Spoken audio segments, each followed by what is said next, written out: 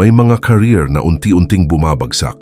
Pero ang kay Bolbol, isang segundo lang ang pagitan mula sa pagiging pinakamainit na import ng PBA hanggang sa biglaang pagtatapos ng kanyang kampanya sa TNT Tropang 5G. Paano nga ba nangyari iyon? Ito ang buong kwento ni Bolbol. Ipinanganak si Bol Manute Bol noong November 16, 1999 sa Khartoum, Sudan. Anak siya ng NBA legend na si Manute Bol, isa sa pinakamatatangkad na manlalaro sa kasaysayan ng NBA. Dahil sa kaguluhan sa Sudan, napilitang lumikas ang kanilang pamilya bilang mga refugee at kalaunan ay nanirahan sa Estados Unidos kung saan nagsimula ang kanyang basketball journey. Sa Amerika lumaki si Bolbol at doon nagsimulang mahubog ang kanyang pangarap. Bata pa lamang ay isinasama na siya ng kanyang ama sa iba't ibang basketball gym, ngunit kakaiba ang pagpapalaki sa kanya. Hindi siya tinuruan na manatili lamang sa ilalim ng ring. Sa halip, hinasa siya sa pagdadribble, pagpapasa, pag-shoot sa three-point line at pag-atake na parang isang guard. Ito ang naging dahilan kung bakit kalaunan ay tinawag siyang isa sa mga unicorn ng basketball. Nag-aral siya sa Blue Valley Northwest High School bago lumipat sa Bishop Midge High School. Kalaunan ay nagpatuloy siya sa Mater Dei High School sa California at nagtapos sa Findlay Prep sa Nevada, isa sa pinakakilalang basketball program sa Amerika. Dito tuluyang sumikat ang kanyang pangalan. Sa taas na 7 talampakan at 3 pulgada, kaya niyang mag-crossover, magdala ng bola mula sa isang dulo ng court hanggang sa kabilang basket, tumira ng step-back 3 at magpakawala ng malalakas na dunk. Dahil dito, naging 5-star recruit siya at isa sa pinakamahusay na high school players sa Amerika. Napili rin siyang lumaro sa prestihiyosong McDonald's All-American Game. Pero bago po ang lahat, baka pwedeng palike muna ang video na ito. Isang simpleng click lang, pero malaking tulong yan sa aming mga content creators para makagawa pa ng mga kwentong gaya nito. Maraming salamat po. Pagkatapos ng high school ay nagtungo siya sa University of Oregon. Bagamat siyam na laro lamang ang kanyang naisalang dahil sa injury sa paa, sapat na iyon upang ipakita ang kanyang napakalaking potensyal. Nag-average siya ng mahigit 20 puntos, halos 10 rebounds at mahigit 2 blocks kada laro. Maraming NBA scouts ang naniwalang magiging isa siya sa mga unang pipiliin sa NBA draft. Ngunit bago pa man dumating ang draft, ay muli siyang sinalubong ng injury.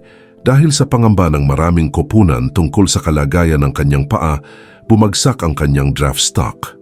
Mula sa pagiging inaasahang top 5 pick, ay bumaba siya hanggang ika-44 na pick noong 2019 NBA draft kung saan siya pinili ng Denver Nuggets. Natupad man ang kanyang pangarap na makarating sa NBA, hindi naging madali ang kanyang naging karera. Naglaro siya para sa Denver Nuggets, Orlando Magic at Phoenix Suns. Sa tuwing nabibigyan siya ng pagkakataon, ay agad siyang gumagawa ng mga highlight na nagiging viral sa social media. Ngunit kasabay ng kanyang talento, ay ang mga problemang paulit-ulit na bumabalik. Madalas siyang ma-injure at hindi rin siya nagkaroon ng permanenteng malaking papel sa kanyang mga koponan. May ilang basketball analysts at coaches ang nagsabing kailangan pa niyang pagbutihin ang consistency at pagiging agresibo. Noong 2022 ay muntik na rin siyang matrade sa Detroit Pistons, ngunit hindi natuloy ang kasunduan matapos siyang hindi makapasa sa medical examination. Pagsapit ng 2025 ay naging free agent siya matapos ang kanyang stint sa Phoenix Suns. Marami ang naghintay kung anong NBA team ang kukuha sa kanya, ngunit walang dumating na kontrata.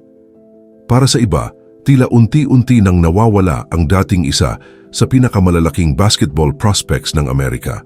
Ngunit hindi pa pala doon matatapos ang kanyang kwento.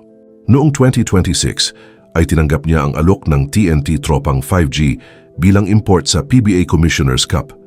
Isa itong malaking balita sa Pilipinas dahil bihira lamang makakuha ang PBA ng isang dating NBA player na nasa edad pa ng kanyang prime. Marami ang naniwalang magiging tulay ito upang maibalik niya ang kanyang pangalan sa radar ng NBA. Bukod sa kanyang pagdating, naging usap-usapan din ang halaga ng kanyang kontrata. Bagamat hindi kailanman opisyal na inilabas ang eksaktong detalye, lumabas sa ilang ulat na isa siya sa pinakamahal na imports na naglaro sa PBA. Tinatayang umaabot sa humigit kumulang $120,000 kada buwan o mahigit 6 hanggang 7 milyong piso ang kanyang tinatanggap bukod pa sa mga allowance at iba pang benepisyo. Mula sa kanyang unang laro ay agad niyang ipinakita kung bakit minsan siyang itinuring na isa sa pinakamalalaking prospects sa Amerika. Suot ang jersey number 1 ng TNT, gabi-gabi niyang pinahirapan ng bawat kupo ng kanyang nakalaban. Kaya niyang umiskor sa ilalim ng ring, tumira sa 3-point line, mag-block ng mga tira at mangibabaw sa rebounds. Nagtala siya ng mahigit 37 puntos, 14 na rebounds at mahigit 4 na blocks kada laro. Mabilis siyang naging pangunahing kandidato para sa Best Import Award. Isa sa kanyang pinakasikat na highlights ay ang pag-block niya ng tira ng kalaban bago siya mismo ang nagdala ng bola mula sa kabilang dulo ng court at tinapos ito sa isang malakas na one-handed dunk. Ngunit hindi lamang ang kanyang laro ang hinangaan ng mga Pilipino. Sa kabila ng kanyang kasikatan at karanasan sa NBA, nanatili siyang tahimik, magalang at mapagpakumbaba. Hindi siya nag-aatubiling magbigay ng oras sa mga fans para sa autograph at litrato. Sa loob lamang ng maikling panahon ay naging isa siya sa pinakapaboritong imports ng PBA. Habang papalapit ang semifinals, ay marami nang naniniwalang may malaking tsansa ang TNT na manalo ng kampyonato. Ngunit noong Mayo 22, 2026, sa Game 2 laban sa Meralco Bolts, nangyari ang hindi inaasahan. Habang umaatake papunta sa basket, bigla na lamang siyang bumagsak sa sahig. Walang banggaan, walang foul, isang maling hakbang lamang ang tuluyang nagpabago sa lahat. Agad niyang hinawakan ang kanyang kaliwang sakong habang kitang-kita sa kanyang mukha ang matinding sakit. Natahimik ang buong arena. Matapos ang mga pagsusuri, kinumpirma ng mga doktor na nagtamo siya ng partial Achilles tendon tear sa kanyang kaliwang paa. Dahil dito, agad na nagtapos ang kanyang kampanya sa PBA. Napilitan ng TNT na kumuha ng bagong import, habang si Bolbol naman ay lumipad pabalik ng Estados Unidos upang sumailalim sa operasyon. Bago siya umalis ng Pilipinas, ay nagpadala siya ng mensahe kay Coach Chot Reyes. Sinabi niyang ang pinakamalaking panghihinayang niya ay hindi ang injury, kundi ang hindi niya matutulungan ang kanyang koponan sa natitirang bahagi ng playoffs dahil naniniwala siyang may malaking tsansa silang maging kampeon. Bilang tugon ay nagpaalam din si Coach Chot Reyes sa social media at sinabing, "Goodbye for now, hope to work with you again." Matagumpay ang kanyang operasyon sa Estados Unidos. Ngunit ang rehabilitasyon para sa Achilles injury ay isa sa pinakamahirap na pinagdaraanan ng isang professional basketball player, lalo na para sa isang 7-footer. Sa kabila ng lahat, hindi nawala ang suporta ng mga Pilipino. Binaha ng mga mensahe ng "Get well soon", "Come back to the Philippines" at "We'll be waiting for you".